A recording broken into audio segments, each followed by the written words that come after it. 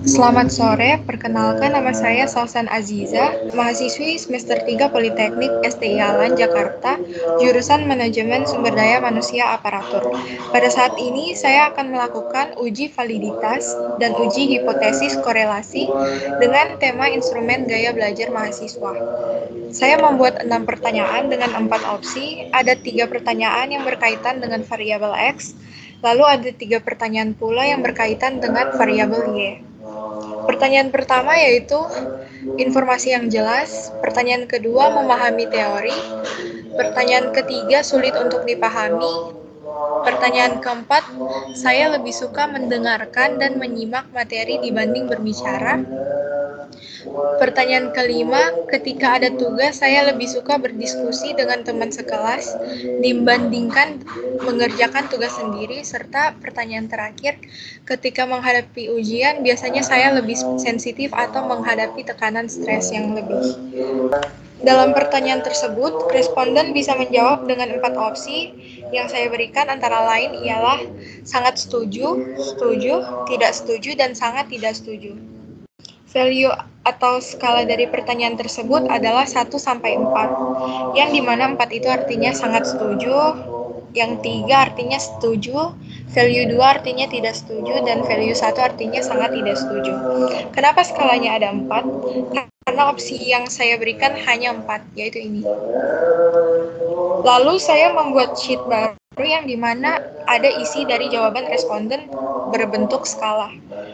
Dalam pertanyaan pertama, responden menjawab sangat setuju, di mana skalanya ada 4. Pertanyaan kedua, responden juga menjawab dengan skala 4. Pertanyaan ketiga, responden menjawab setuju atau skala 3.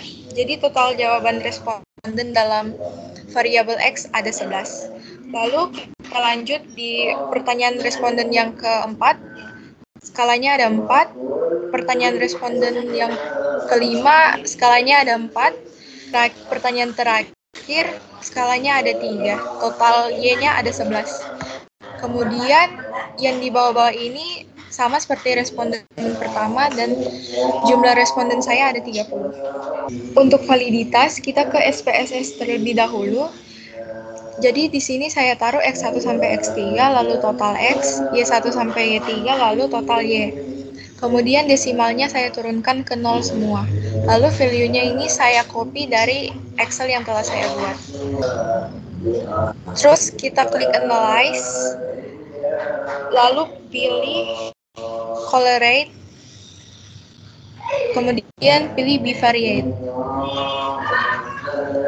Lalu variabel di sini kita pindahkan dulu semuanya.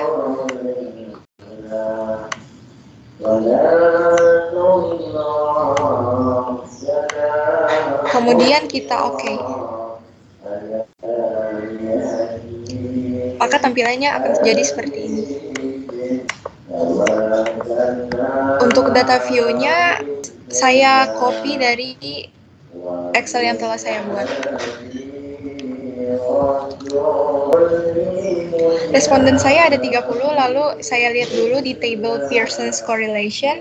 Untuk melihatnya itu jumlah responden saya 30, terus dikurangi 2, maka hasilnya 28.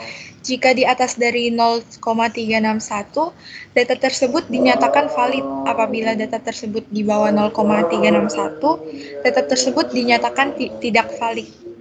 Apabila terdapat bintang yang di atas seperti ini, maka bintang tersebut dinyatakan valid. Lalu lanjut ke reliabilitas, kita klik analyze lagi, pilih scroll, lalu pilih reliability analysis. Yang X1 sampai X3 ini ditaruh di item, sedangkan yang total X sama total Y itu ditaruh di bagian ratings.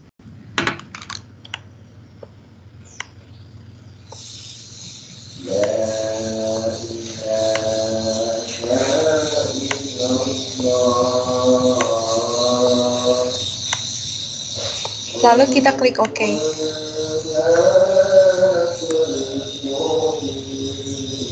Lalu muncul reliability statistics ini. Jika di atas dari 0361 data tersebut dinyatakan valid seperti yang saya bilang tadi. Terus kalau di bawah 0,361 itu data tersebut dinyatakan tidak valid. Kemudian saya membuat lagi SPSS-nya. Di sini saya taruh pembelajaran, terus yang di bawahnya kepuasan. Lalu desimalnya yang pertama saya taruh 0, lalu desimal yang kepuasan saya taruh 1.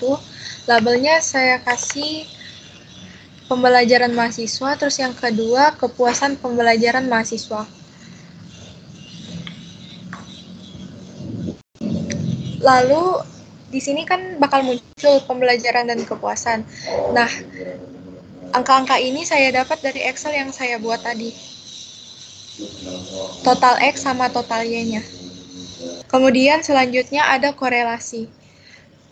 Yang dimana bagian korelasi tersebut dasar pengambilan keputusan. Kemudian selanjutnya ada korelasi.